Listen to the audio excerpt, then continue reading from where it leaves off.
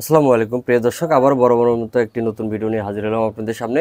তো অনেকে জিজ্ঞাসা করেছেন, অনেকে কমেন্ট করেছেন যে তিন লুপ দিয়ে আপনারা কিভাবে ক্যাপাসিটর কানেকশন করবেন, এছাড়াও আপনারা তিন লুপ কিভাবে বের করবেন আর সঠিক পদ্ধতিতে কিভাবে আপনারা ক্যাপাসিটর লাগিয়ে নেবেন সেটি কিন্তু আজকের এই ভিডিওতে দেখিয়ে দেব।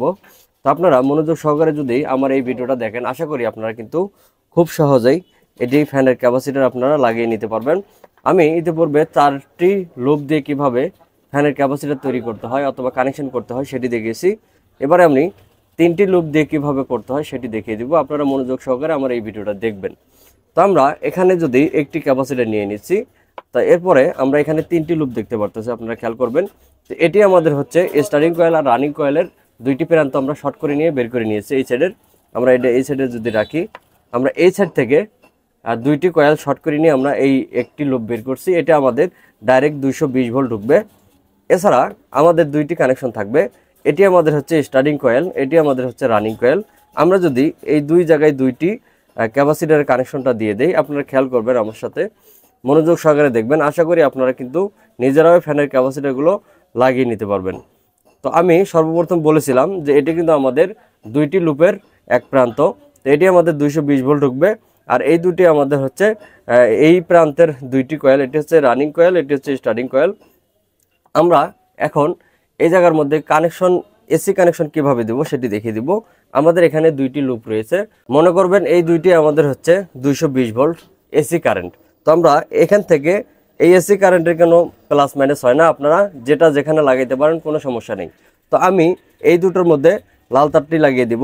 এটি আমাদের 220 ভোল্ট, এটি আমরা হচ্ছে দুই লুপ শর্ট করে যেটা বের করেছিলাম সেটি আপনারা খেয়াল করবেন। কিন্তু আমি আরও ভালো করে দেখানোর চেষ্টা করতেছি। এটি আমরা দুইটি লুপ শর্ট করে কিন্তু এটি বের করেছি, এটির সাথে কোনো ক্যাপাসিটর কানেকশন হয়নি। আর দুই লুপের দুই প্রান্ত এই সাইডে দেখতে পারতেছেন, এটি হচ্ছে রানিং কয়েলের এক প্রান্ত, এটি হচ্ছে স্টার্টিং কয়েলের এক প্রান্ত। তো আমরা এই যে আরেকটি 220 ভোল্টের লাইন থাকবে, আমরা একটা এখানে দিয়েছি, আরেকটা আমাদের এখানে থাকবে।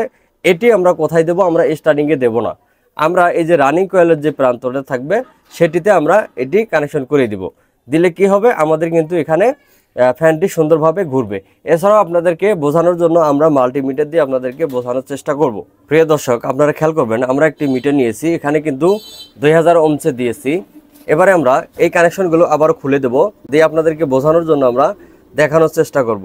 আমরা ক্যাপাসিটর কানেকশনটি খুলে দিলাম, এখানে রাখলাম, এটিও আমরা খুলে দিলাম। এবারে আমরা এই যে মাল্টিমিটারের যে নেগেটিভ প্রুফ পজিটিভ প্রুফ আমরা এই যে এটা তো আমাদের হচ্ছে দুই কয়েল শর্ট করে নিয়েছি, এটি আমরা এখানে ধরলাম, আর আমরা একটি কলে এখানে ধরলাম। তাহলে আপনারা খেয়াল করবেন এখানে কত ওহমস দেখতে পারতেছি আমরা, 155 ওহমস। তাহলে আমাদের এটি যেহেতু 36 ইঞ্চি ফ্যান, এখানে 150 থেকে 60 পর্যন্ত 80 পর্যন্ত দেখাতে পারে। এটি আমাদের হবে স্টার্টিং কয়েল, ঠিক আছে? এটা আমাদের হচ্ছে ভিতরের কয়েলটা, এটি আমাদের হচ্ছে ভিতরের কয়েলটা। আপনারা খেয়াল করবেন 155 ওহমস, যেটার ওহমস বেশি হবে সেটি হবে রানিং কয়েল। আমরা ওটার মধ্যে কিন্তু এই ক্যাপাসিটরের কানেকশনটি দিব, অথবা আমরা এই যে এসি কয়েলের এক প্রান্ত এটার মধ্যেই দিব। তো আমরা এখানে আরেকবার ধরে দেখি, এই প্রান্তে এটি হচ্ছে 191 ওহমস। তো আপনারা খেয়াল করতে পেরেছেন, এটির মধ্যে আমাদের 155 ওহমস, এটির মধ্যে হচ্ছে 191 ওহমস, অর্থাৎ এটির মধ্যে আমাদের ওহমস বাধা বেশি। তো আমরা বাধা বেশি বুঝলে তাহলে আমরা মনে করবো যে এটি বাহিরের কয়েল। তো আমরা বাহিরের কয়েলে কিন্তু ক্যাপাসিটর কানেকশন করে দিব। যেমন আমরা এখানে দিয়ে দিলাম, আপনারা কিন্তু খেয়াল করবেন, এখানে দিলে আর এই ক্যাপাসিটর এই প্রান্ত যদি আমরা এখানে দিয়ে নেই,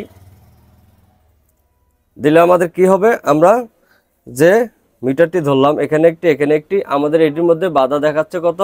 191। তা আমরা এসি যে লাইন দুইটি রয়েছে, একটা তো আমরা এখানে দিয়ে নেব, একটা লাইন আমরা এখানে দিয়ে নেব, আর একটি লাইন আমরা 191 যেখানে দেখিয়েছে সেটির মধ্যে আমরা দিয়ে নেব। আমরা কিন্তু তার গণনা করব না, তার কারণ অনেকজনে, অনেক টেকনিশিয়ানে অনেক কালার তার ব্যবহার করতে পারে। তো আমরা এটিতে যেহেতু বাধা বেশি পাচ্ছি 191, সেটিতে আমরা এসি কয়েলের একটি লাইন আমরা দিয়ে দেব, এসি লাইন আমরা একটি দিয়েছি এখানে সরাসরি, আরেকটি আমরা এখানে দিয়েছি। আর এইটাতে আমাদের কিন্তু বাধা কম, 155 ওহমস, এটি আমাদের ভিতরের কয়েল। এখানে আমরা দিলে হয়তো বা কয়েলটি ঘুরলেও বেশি দিন টিকসই হবে না। আমরা সব সময় বাহিরের কয়েলে দেওয়ানোর চেষ্টা করব। আশা করছি আপনারা বুঝতে পেরেছেন। আর আমি সর্বশেষ যেটা বলতে চাচ্ছি সেটা হচ্ছে, আমরা যখন ক্যাপাসিটরগুলো কানেকশন করব, সেগুলো অবশ্যই আপনারা তাতালের মাধ্যমে সোল্ডারিং করে নেবেন।